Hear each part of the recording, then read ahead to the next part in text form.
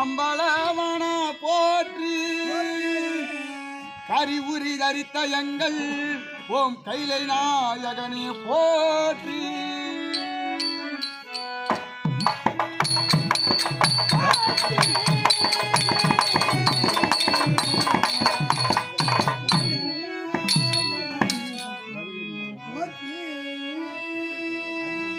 புலி சடை அணிந்த எங்கள் சிரமதில் கங்கை பூண்ட ஓம் சிவ சிவா பாதம் போற்றி.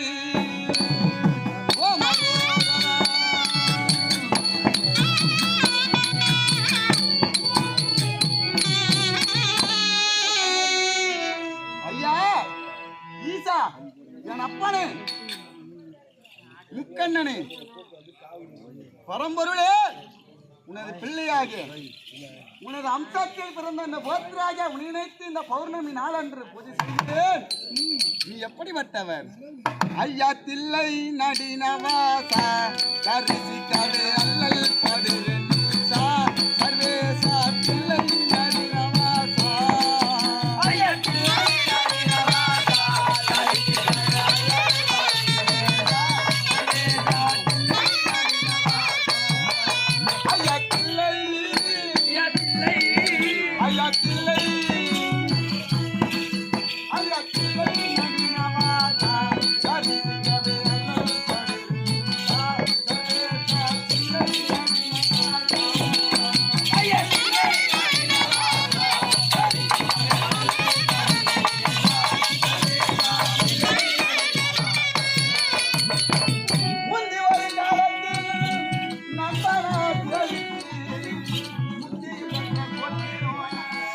வந்த பாசங்களை வேறுடன் அகற்றிடும்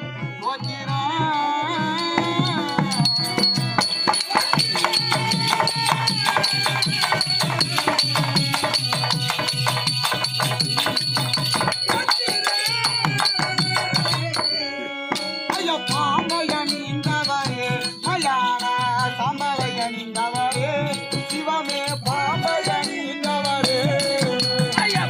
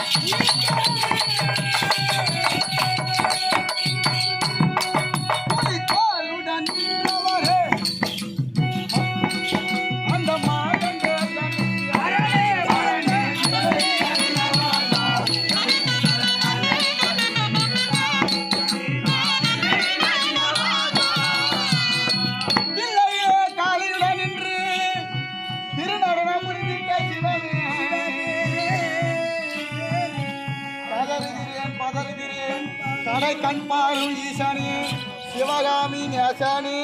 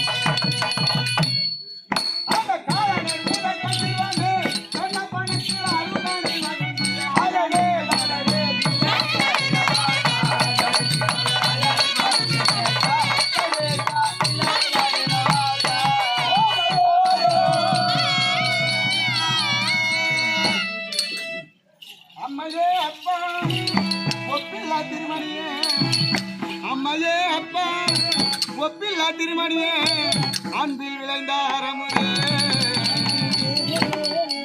செம்மையே ஆயேன் செல்வமே சிவபெருமானே செல்வமே ஆயேன் செல்வமே சிவபெருமானே உன்னையே உன்னை சிக்கன விழித்தே எங்கள் தருவது நீயே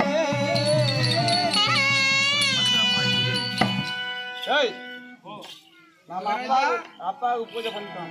ஆமா, ஆனால் தாயை விடுத்து தந்தையை மட்டும் வணங்கக்கூடாது எப்பவுமே. ஆமா, ஏன் தெரியுமா? ஏன் கைலாயத்திலே ஒரு நாள் என்ன ஆனது தெரியுமா? என்ன ஆனது மகாராஜா? சிவபெருமானும் பார்வதா தேவியாரும் சமேதராக பக்கத்தில் அமர்ந்து கொண்டு இருக்கிறார்கள். அந்த நேரத்திலே பிருகு முனிவர் என்று சொல்லக்கூடிய ஒரு முனிவர் கைலாயத்துக்கு போனார். பிருங்கி ரிஷி கைலாயத்துக்கு போனாரு. கேவலம் நம்ம ஒரு பெண் கடவுள் கூட வணங்க கூடாது. ஆமா, பெண்ணை வணங்குவதா என்று என்ன செய்தார் தெரியுமா? என்ன? அந்த அம்மையானவளை விடுத்து சிவபெருமானத்தை தனியாக வலம் வந்தார். அப்படியா? ஆமா, சிவபெருமான் பக்தி கொண்டவர் அதிகமான பக்தி கொண்டவர். நாம போய் எதற்காக ஒரு பெண்ணை வணங்க வேண்டும் என்று பார்வதா தேவி மட்டும் விடுத்து சிவபெருமான் மட்டும் தனியா வலம் வந்தாரு. பார்த்தாங்க பார்வதி அம்மா. ஒரு நாள் 2 நாள் பார்த்தாங்க. பல நாளா இப்படிதான் வணங்கின்னு வர்றாரு. கோபம் பிறந்தது பார்வதா தேவிக்கு. சுவாமி, இந்த என்ன ஒரு ஆணவம் இருக்கின்ற பிருங்கு ரிஷியானவனுக்கு என்னை விடுத்து தந்தையாக உன்னையே வளம் வந்து கொண்டிருக்கிறாயே. ஆமா, தக்க பாடம் தெரிவிக்க வேண்டும், தர வேண்டும். ஆகையால் நாம தனித்தனியா இருந்தா தானே வளம் வர்றாரு. ஆமா, தனியா உடனடியாக உங்கள் இடபாகத்திலே எனக்கு பாகம் வேண்டும் என்று கேட்க. ஆமா, தன்னுடைய பாதி சரீரத்துல பார்வதி இடம் கொடுத்துட்டாரு. இந்த பாதி சிவபெருமான், இந்த பாதி பார்வதா தேவி அர்த்தநாதீஸ்வரராக காட்சி தந்தார். மறுநாள் போனாரு ரிஷி. பார்த்தா 2 பேரும் பாதி பாதியா இருக்கிறாங்க, ஒன்னா ஒட்டி. இவர் மட்டும் தனியா வளம் வர முடியுமா? வர முடியாது. ஆகையால் உடனே இந்த பிருங்கு ரிஷியானவர் என்ன செய்தார்? என்ன? ஒரு கருவண்டாக உருமாறினார். கருவண்டாக உருமாறி மாறில தொலை போட்டு வலது பக்கம் இருக்கக்கூடிய அந்த சிவபெருமான் மட்டும் இப்படி தனியா மாறில தொலை போட்டு 3 முறை அவரு மட்டும். ஆமா, மறுபடியும் மீண்டும் கோபம் பிறந்தது பார்வதா தேவிக்கு. அடா பிருங்கு ரிஷி, என்ன ஒரு ஆணவம் இருந்தால் எங்க இருவரை பிரித்து பேசுவாய். அம்மையப்பன் என்று சேர்த்து அழைக்கிறது. வணங்க வேண்டும். அம்மையப்பன் சேர்ந்ததுதான் உலகம். சிவன் சக்தியும் சேர்ந்ததுதான் சக்தி. ஆமா மகாராஜா, சிவன் என்பது நமது உடம்பு, சக்தி என்பது நம்ம உயிர். கை கால அசகத்தெல்லாம் சக்தி இருந்தாலும் உன்னால நடக்கவே முடியும். ஆமா, சக்தி இல்லைன்னா நடக்க முடியாது. ஆமா,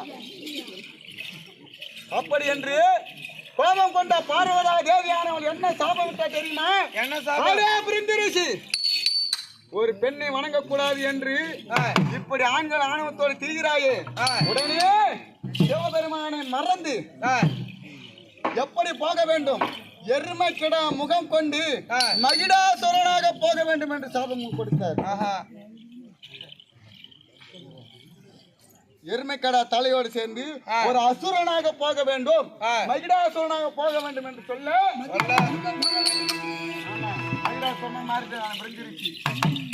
பிரிங்கிரிசி ஆனாலும் ஒரு சாபத்தை கொடுக்குறான். என்ன சாபம்? சிவபெருமான் பக்கத்தில் இருக்கிறதுனால தானே இந்த ஆணவத்தோடு எனக்கு சாபம் அடித்தாய் பார்வதா தேவியே. நீயோ சிவபெருமானை மணந்து மேற்கே மேல்மலையாரத்திலே பகவதி அம்மனாக தனியாக என்று இவரு சாபம் கொடுத்துறாரு முனிவர். முனிவர் சாபம் கொடுத்தாலும் பலிக்கும், பத்தினாருக்கு சாபம் கொடுத்தாலும் பலிக்கும்.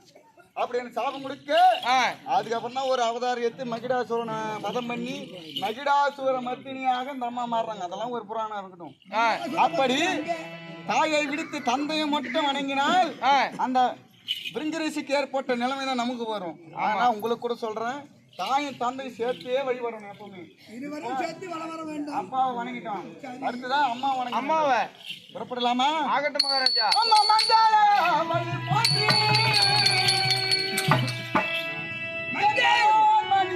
தாயே போற்றி